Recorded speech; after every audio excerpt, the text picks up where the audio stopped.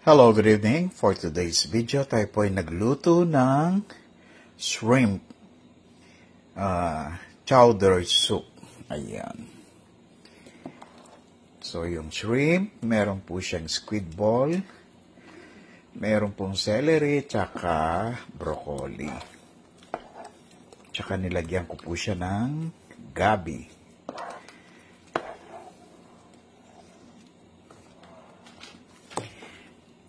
Kasi wala na ho tayong patatas. So, yung replacement ng ating shrimp chowder creamy soup ay yung gabi.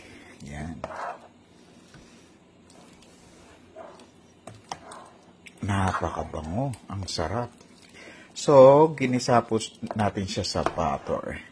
May sibuyas, tsaka konting bawang.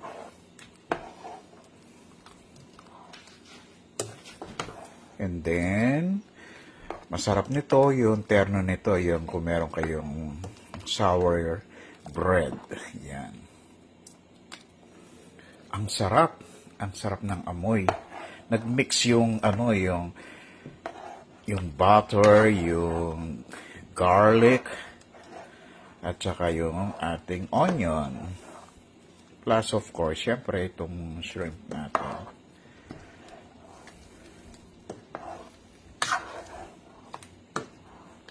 So, ganun din yung timpla ng clam chowder, ang nilagay ko. So, ano na lang dito, yung meron siyang gabi, yun po yung masarap. Yung gabing pangsigang, ay napakasarap sa creamy chowder soup.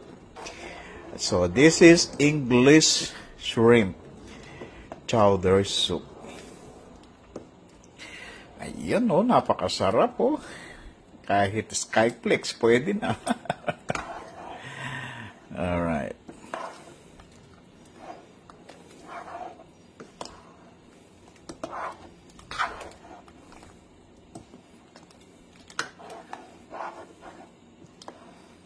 Ang bango, ang sarap.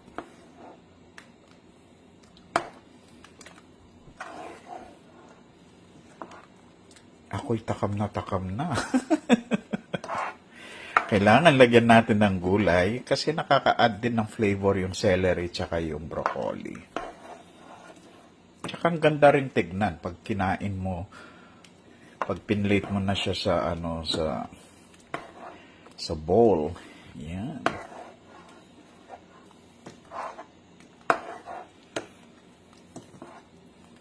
Ang sarap nito, grabe. This is one of the heirloom recipe from our family. So, pinapakita ko sa inyo.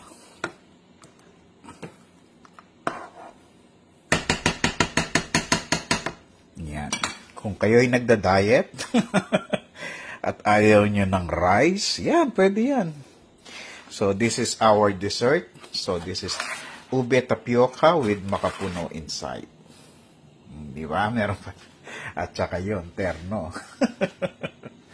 Thank you so much and have a nice day.